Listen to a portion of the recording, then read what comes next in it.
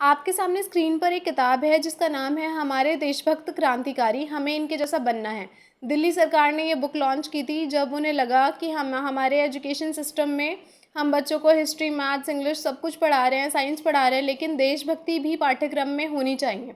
तो इसलिए इस किताब को लॉन्च किया गया था। इस किताब में कुछ 100 देशभक्तों की लिस्ट है जिन्होंने आज़ादी के संग्राम में अपनी महत्वपूर्ण भूमिका निभाई थी। यहाँ पर आप उनके नाम की लिस्ट देख सकते हैं, 100 लोगों की लिस्ट है ये।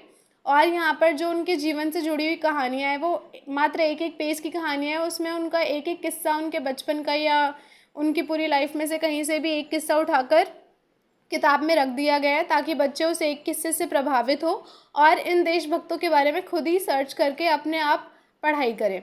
अब ये जो पहली कहानी है ये शहीद भगत सिंह की है और किस्सा इसमें ये दिया हुआ है कि एक बार भगत सिंह के चाचा जी जो थे वो एक बंदूक लेकर आए घर में। भगत सिंह ने पूछा कि आप ये बंदूक क्यों लेकर आए हैं। चाचा जी ने कहा कि हमारे देश में अंग्रेज़ आ गए हैं और इससे हम उन्हें मार भगाएंगे। एक दिन आगे की बात बताई गई है फिर कि एक दिन भगत सिंह अपने चाचा के साथ खेतों पर काम कर रहे थे तो उन्होंने देखा कि उनके चाचा जी एक पेड़ लगा रहे हैं। उन्होंने पूछा आप ये पेड़ क्यों लगा रहे हैं। तो उन्होंने कहा कि ये आम का पेड़ है, जब ये पेड़ बड़ा हो जाएगा तो ये हमें फल देगा और हम आम खाएंगे। थोड़ी देर बाद चाचा जी देखते हैं कि भगत सिंह खेतों में कुछ लकड़ियाँ बो रहे हैं। उन्होंने पूछा कि तुम ये क्यों कर रहे हो। तो भगत सिंह ने कहा कि मैं बंदूकें बो रहा हूँ, जब ये बंदूकें बड़ी हो जाएंगी तो हम इनसे सैनिकों को मार भगाएंगे।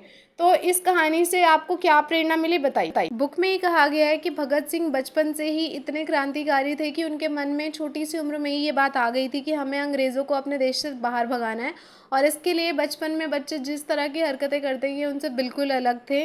और जब इनके परिवार ने ये बात सुनी तो उनको ये लगा कि हमारे बच्चे के अंदर इतनी पोटेंशियल है, ये इतना इतना अपने देश को प्यार करता है और हमें इसकी इस आदत को या इसके अंदर ये जो जज्बा है इसको बनाए रखना है। और उनकी फैमिली ने उनको बहुत सपोर्ट किया। Thank you.